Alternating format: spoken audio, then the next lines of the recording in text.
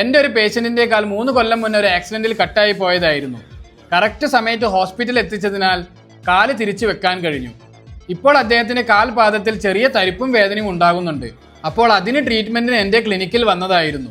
ട്രീറ്റ്മെൻറ്റിനിടയിൽ അദ്ദേഹം എൻ്റെ അടുത്ത് ചോദിച്ചു, ഇങ്ങനെ മറ്റൊരാൾക്ക് പരിക്ക് വന്നാൽ എന്താണ് ഫസ്റ്റ് എയ്ഡ് ആയിട്ട് ചെയ്യേണ്ടതെന്ന്. ഞാനത് ഇവിടെ വളരെ ലളിതമായിട്ട് പറഞ്ഞു തരാം. അറ്റുപോയത് കയ്യോ കാലോ ആണേൽ അത് നല്ല വൃത്തിയുള്ള കവറിലാക്കി കെട്ടിവെക്കുക. അതുപോലെ ഒരിക്കലും ഐസ് ഡയറക്റ്റായി ഈ അറ്റുപോയ കാലിന്മേൽ വെക്കരുത്. ഐസ് അവൈലബിൾ ആണെങ്കിൽ അത് മറ്റൊരു കവറിലാക്കി ഈ കവർ ചെയ്ത കാലിന്റെ മേലെ വെക്കുക. മുറിവിൽ അഴുക്കുണ്ടെങ്കിൽ വെള്ളം ഒഴിച്ച് കഴുകിക്കളയാം. എന്നിട്ട് നല്ല വൃത്തിയുള്ള തുണിയോ ബാൻഡേജോ ഉണ്ടെങ്കിൽ മുറിവ് നന്നായി കെട്ടിവെക്കാം. മുറിവ് കയ്യിലാണെങ്കിൽ കൈ തലയേക്കാൾ ഹൈറ്റിൽ പൊക്കി വെക്കുക.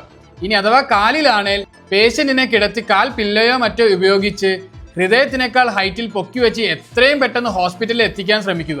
ഹോസ്പിറ്റലിൽ എത്രയും വേഗം എത്തിക്കുന്നത് പേഷ്യന്റിന് അത്രയും നല്ലതാണ്. വീഡിയോ ഉപകാരപ്രദമായി